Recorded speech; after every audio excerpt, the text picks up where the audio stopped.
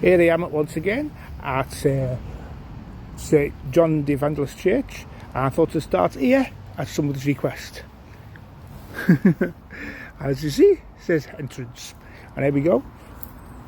Well, actually I'm starting here today. This is the headstone of Frank and Phoebe Powell.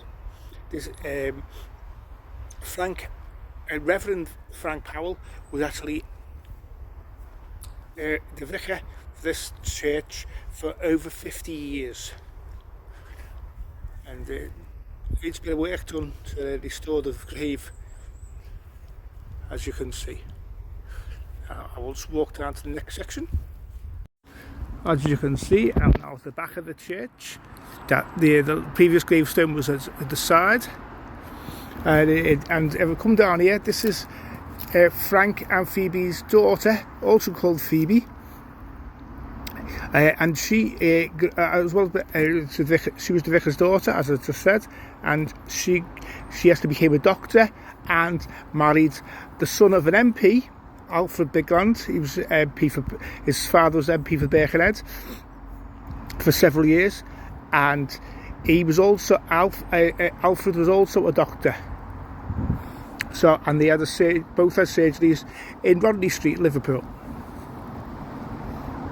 And further back in the churchyard, you'll see this is a cenotaph for Norman Harrison. And you can see, if you go closer, it's fading a little bit, but he was second engineer on the Titanic. Obviously, he's not buried here because, unfortunately, he went he went down with the ship. And it's also, as I said, this is really the grave of his mum and dad, Eliza and Swainston, sorry, and this is also, as I said, the cenotaph to their two sons. One who died in Titanic, and the other one died in Central Africa.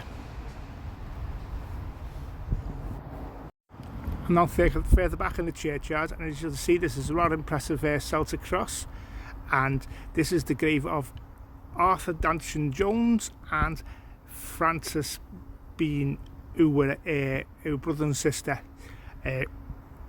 Arthur Jones is from the a brewing family that owned the Wheatsheaf Inn, which I talked about in the last video, and his sister Alison Frances was married to William Henry Bean, as you can see from the gravestone. And and if you have a look along this row, you will find other members of the Bean family, and what I found most information about is Frederick Bean, who was buried here, and he was a West African merchant who owned a large house in Waterloo near Crosby. And that is, we found a lot more about some local history about Nottingham today.